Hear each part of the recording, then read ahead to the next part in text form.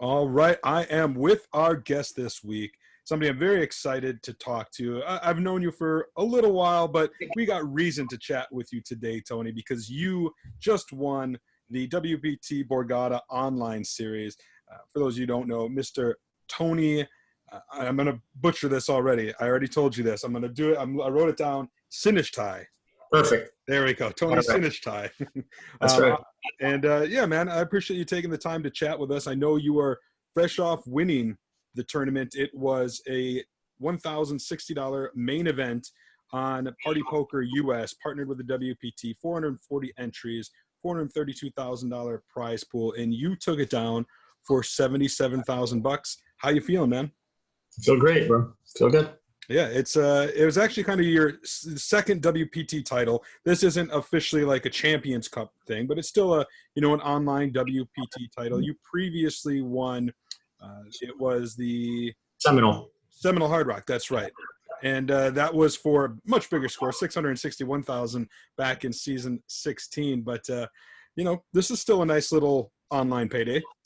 Yeah, it was great, man. Unexpected, really. Until the day of, I didn't know I was playing the tournament. So that morning, got a call from a friend. It's like, you got to play this. So I'm like, all right, let's play. All right. So it was just a direct buy-in, because I know this is a tournament that had a lot of satellites. Direct buy-in.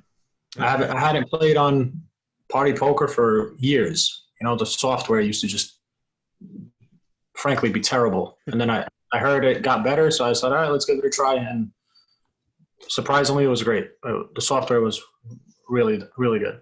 Awesome. And it was actually a 2-day tournament. On day one, you played down to the final table of 8. At that time, you sat second in chips, and it was a pretty stacked final table as far as recognizable names. You had Muckle Pahuja, you had Kenny Huynh, who was fresh off winning a WSOP bracelet this summer, Anthony Chin, Mark Turbino, Sanjeev Datta, Chris White.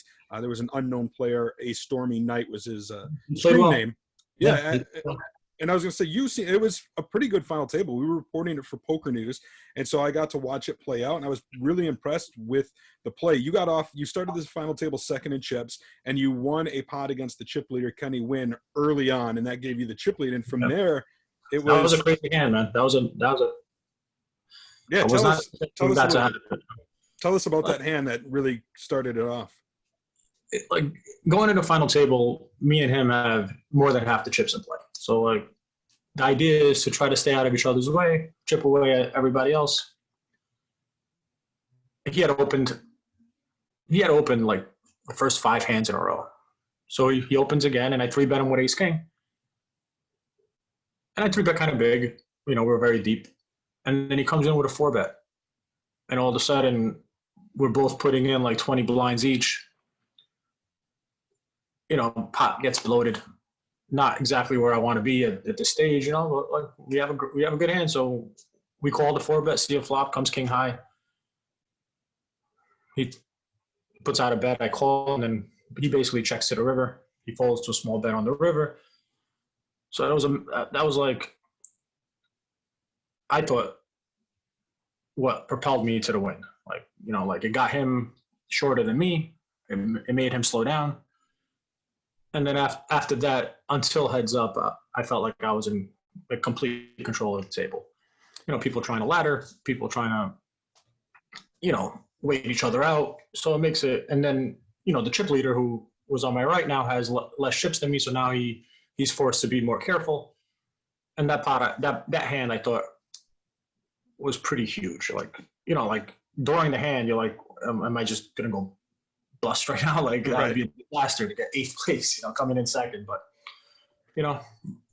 we came out ahead, so it worked out. I was impressed. I thought it was a kind of like a masterclass on how to play a final table, how to leverage ICM situations, to leverage a big stack when everybody else is so much shorter. Because there was a point where you had like 70 million and a bunch of other people had like 5 million or something like that. And you were raising frequently. You were putting the pressure on. I thought, wow, he's putting on a masterclass of how to play a final table with a big chip. Appreciate that. I mean, look, it's like a lot of times final tables come with experience, and it's like I've been in those situations before where you got to put the pressure on, but then you kind of take it too far, and you just don't. You basically want to apply enough pressure to get the results you want, but just don't go too far. You know, like when they fight back, you know they probably have something big. Like they're not just messing with you. So you gotta know when to kind of like ease off the gas pedal and just like take it easy. And then obviously like I remember once like Muckle just shoved into my big blind. Yeah, like 5 or 6 blinds. I folded. I let him have the pot. Like, I'd rather keep him around, rather keep him short, keep putting pressure on the other guys. I'm glad you pointed that out because I know that exact spot where he shoved there. I was reporting it, and I'm like, oh, you know, this is usually a pretty simple call, I think, given the chip stacks. But I'm like, he doesn't want to bust him right here because you were running over the table. You want to keep everybody short and keep that pressure on him. I would love to bust Muckle. Like he's probably the best player at the table. Like, but he's so short. I'm happy to keep him around. And like, he was handcuffed the whole time. You know, like he has the 2 chip leaders to his left. Like he's completely handcuffed. I don't mind keeping him around. So it worked out. Well, it ended up working out that you and Kenny Wynn, the 2 big chip leaders at the start of the final table, did make it to heads-up play. You began with a good chip lead. You whittled away at him. It looked like it was going to be a quick affair, but then he ended up doubling up. I think you had flopped top pair. He flopped a flush draw, straight draws. He hit the flush, and then from there, he actually clawed back and took a chip lead, and it ended up being in an extended back-and-forth affair. And you mentioned earlier when we doing this interview that you know you felt in control of that final table up until heads up play. Was there a little worry at that point? I mean, until you get heads up, you could kind of like leverage people, but then once your heads up, that's all out the window. Like, you know, he's not trying to ladder anymore. He's going to go for the win. So I don't have the same advantage I did going like up to that point. And then I got him short. We got all in. He had the combo draw. He got there. And then next thing you know, he has more chips than me. So it's like, it's easy to maybe like lose some focus there. But like don't get me wrong, the kid played great. But like, I just know, like, I know I'm better than the kid. Like, I'm going to play better than this guy. I'm going to beat him eventually. He's got to like hang in there and try to play well. And like, that's what I did. I try to keep the pots as small as possible. You know, and then I whittled him down, and like, again, I picked up ace king when he has ace queen in a big 4-bet pot. Like, hands reversed, you know, like he wins the big pot. But you know, so he got cooler there. But I had, I guess, the cards on my side, and it worked out. Well, now you have a WPT Borgata online title. I know you played at the Borgata before. You have a title from there. You know, you've got live results dating back to 2010. Those of us in the industry know who you are. You're WPT champion. But, you know, for those who might not be as familiar, can you tell us, you know, a little bit about yourself, you know, where you came from, how you learned poker, things like that? Well, I'm from, you know, from the days of the moneymaker boom, you know, like, you know, these days, some people might not even know who that is, but like all of this is, you know, like a product of that, I think. And, you know, like just at the time I'm 21. What was that? I think that was 2003. So I'm 22 at the time and just like fell in love with the game. And then from 2002 to like 2007, I'm just like living and breathing poker, you know, working a job at the time, like not making much money, but just like in love with the game, trying to get better. And that's how it all started. And so you've been playing, you've been playing now poker for a good long while, and we get to 2020, which is a crazy year. You know, the pandemic with the COVID, how has that played into your poker life, so to speak? I mean, it's taken away the live scene. Obviously, you're doing a lot right online with this win, but what's it been like overall? I mean, obviously for the world, it's a terrible thing, you know, like, but like for poker, it's honestly been great. Like it brought a lot of people to online that never gave it a shot. It's like people who like would just go play live, like they wanted to play poker. But then all of a sudden, everything is shut down. There's no casinos. There's nowhere to play but online. So it brought people who didn't give online a chance to that realm. And I feel like there's been a lot of new money in the game.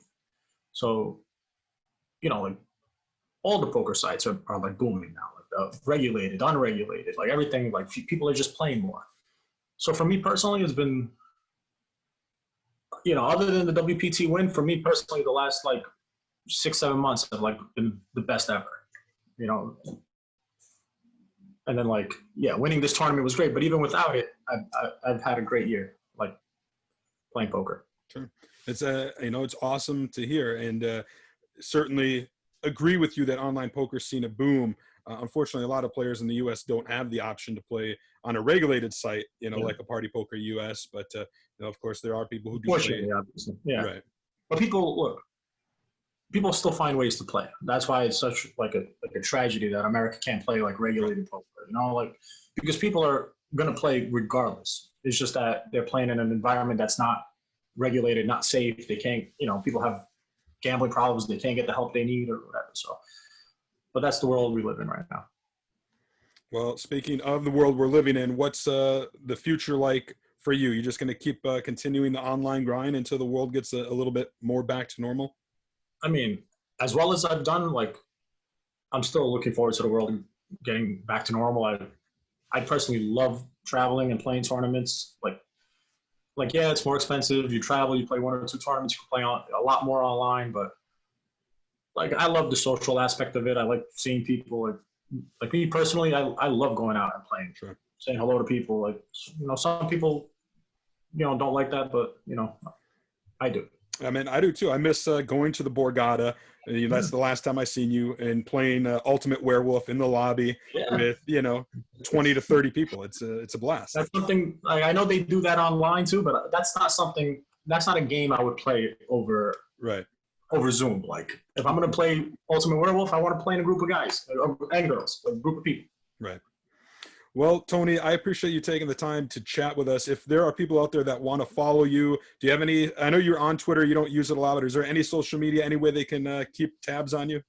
I mean, I never post on Twitter or anything like that. Like ToNiSiNzz on all the platforms, but I'm mostly a viewer. I just go up. I go on there to like check what my wife is posting with the kids or whatever, and that's about it. That's about it. All right. Well, Tony Sinishtaj, I really appreciate you taking the time, and keep it rolling, man. It was great talking to you, Jay. Thank you.